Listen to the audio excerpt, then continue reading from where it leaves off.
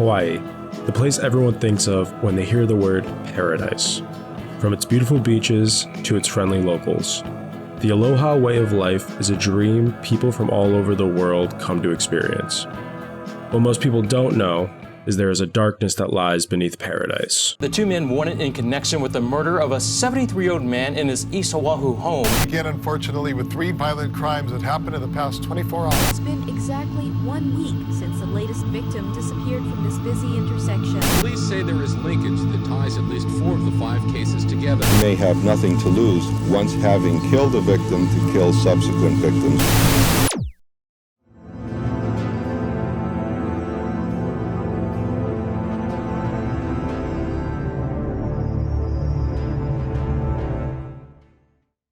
The year was 1985. Tourism in Hawaii was booming, and the islands were about to experience its first series of serial killings.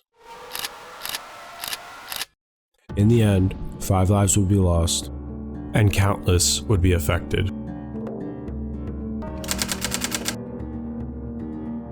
Vicki Gale Purdy was a small but fierce 25-year-old. She lived in Wahiawa with her Army pilot husband and worked at the local video rental store. She left her home on May 29th to go clubbing in Waikiki with some friends. Her husband expected her home later that evening. However, when she didn't show up by the following morning, he frantically began looking for her. He found her car in the old Shorebird Hotel parking garage with newly formed dents. However, Vicki was nowhere to be found. The following day, her body was discovered in Kehi Lagoon. The body of 25-year-old Vicki Gale Purdy of Mililani was found in the same lagoon. She'd been raped and murdered, and her hands were tied behind her back. At the time, Vicki's death seemed far removed from the public due to the fact it just seemed as a one-off act of violence, which was pretty common during that time. For the next 7.5 months, everything seemed relatively quiet, and there were no real leads in her case. Then, on January 14th, 1986, the killer struck again. On January 15th, 1986, the almost nude body of a Lelehua High School student, Regina Sakamoto, was found floating off the Kehi Lagoon shoreline near Honolulu Airport's Reef Runway. She'd been raped and strangled, and her hands were tied behind her back. Regina Sakamoto was a petite 17-year-old senior at Lelehua High School. Her friends and family described her as someone who was shy but friendly. On the day of January 14th, she was taking a bus from Waipahu to school as she did every morning. However, this morning, she missed her bus and called her boyfriend from a payphone to let him know that she was going to be late to class. That was the last time anyone ever heard from her. At this point, a homicide detective did note the similarities between Regina Sakamoto's murder and that of Vicki Gale Purdy's from 7 months prior. However, it generally fell on deaf ears and was dismissed at the time. Just 2 weeks later, they were to regret not following that lead. Denise Hughes was a 21-year-old telephone company secretary.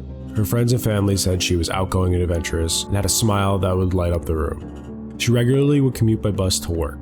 When she didn't show up for work on January 30th, 1986, her job notified police. On February 1st, her body was found floating in Moana Lua Stream by 3 young fishermen. Her body was clothed in a blue dress, wrapped in a blue tarp, and had her hands bound behind her back. She had also been raped and strangled. Prompted by the third body and the similarities between the 3 murders, a serial killer task force was established 4 days later on February 5th by HPD. Luis Medeiros was a 25-year-old expecting mother of 3. She lived in Waipahu and had gone to Kauai to meet her extended family for the reading of her late mother's will. Medeiros took a late-night flight back to Oahu on March 26th and told her family she would get home by bus from the airport. She disembarked the plane and then disappeared. She was found on April 2nd. The body found today was that of a woman, partially clothed, found beneath the H1 overpass at Waikele Stream near Waipahu. Police say the woman's hands and feet were bound and that she had been dead for several days. The body was discovered by construction workers paving the freeway who looked over the bridge. They seen what appears to be a body downstairs. Well, I thought it was a mannequin. At this point, the fear in the community was palpable. The police placed undercover female officers in the airport area to try to catch the killer red-handed. However, the operation didn't work, and sadly another victim would soon fall prey to the killer. Linda Pesci was a 36-year-old petite brunette who was described as a tough, streetwise, and fearless woman. According to her roommate, she left home on the morning of April 29th and was expected to be home late that evening. She was last seen leaving work at 6:30 p.m. The next morning, after Pesci didn't arrive home, her roommate reported her missing. Police found her car on the side of Nimitz Highway. It was reported that her car had been there since the prior night with its emergency lights on. The police staged a scene with Pesci's car to be identical as the night of her disappearance, in order to jog anyone's memory of what they might have saw that night. Thankfully, for them and the community, it worked. Task force members say they've gotten their best lead so far from the investigation of Linda Pesci's murder. The 36-year-old woman's nude body was discovered Saturday at Sand Island. A van was seen next to the victim's stalled vehicle, and it is described as follows. A light-colored American van, late 70s or early 80s, possibly a cargo type with wording on the rear windows. Police say a man was seen near the van about 7 to 7:15 the evening Pesci disappeared. He's described as possibly Caucasian or mixed ancestry, but not Oriental or black, in his 30s or 40s, and with a medium build.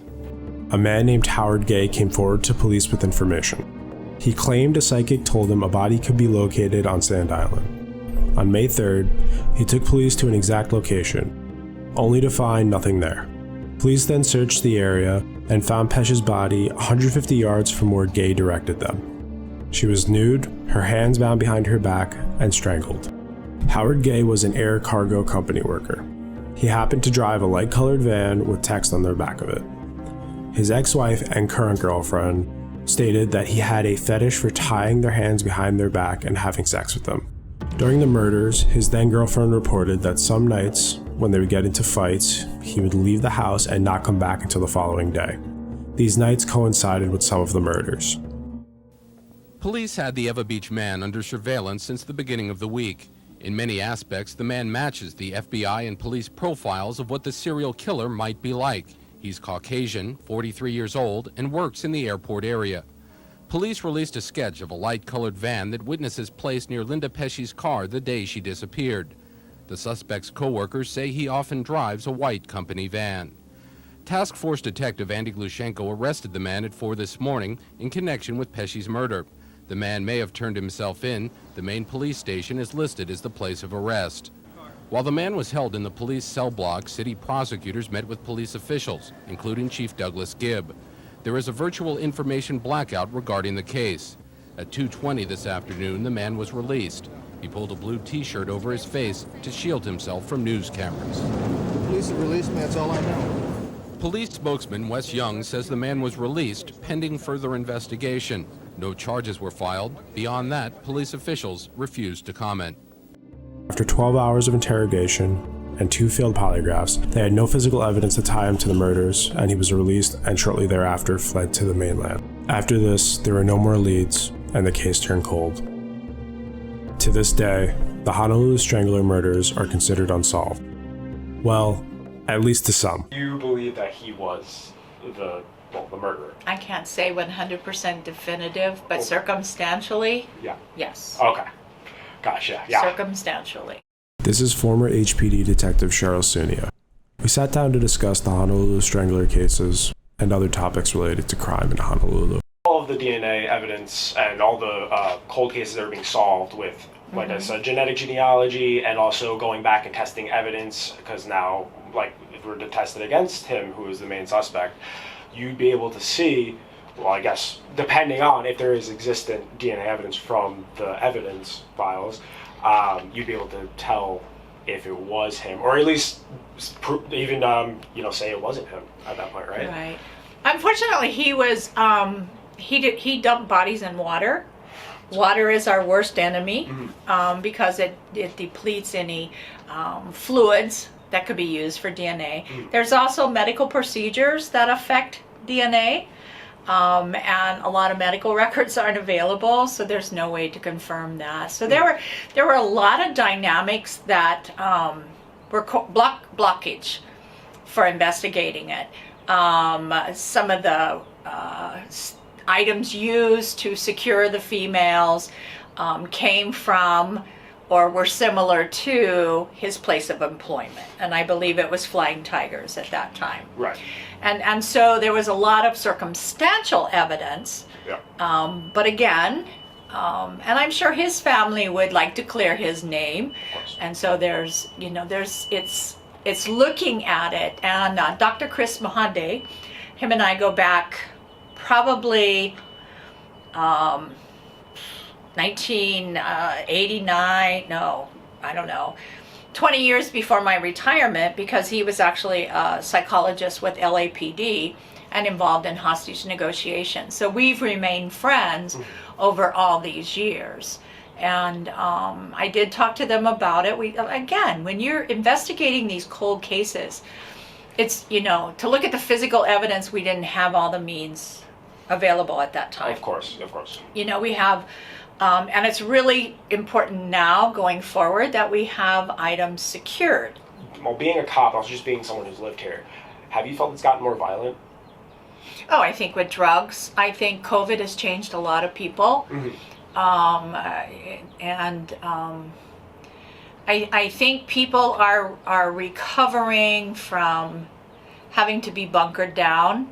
We saw a large amount of deaths. Those 2 years, there's a lot of depression, there's a lot of really unrestful, but I think that in general, the unemployment rate is high, drugs play a factor, not having an extended family play a factor, and so I think crime is everywhere. Right. I think there is really a need for some type of, something has to give. I mean, we've seen a lot of negative police articles. Right. People are very upset. So there has to be a fixing of everything. To me, part of policing, and most of it is social work, because you're dealing with people who have issues.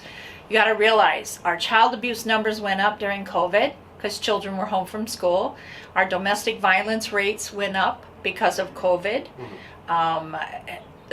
All kinds of things went up where people didn't have money.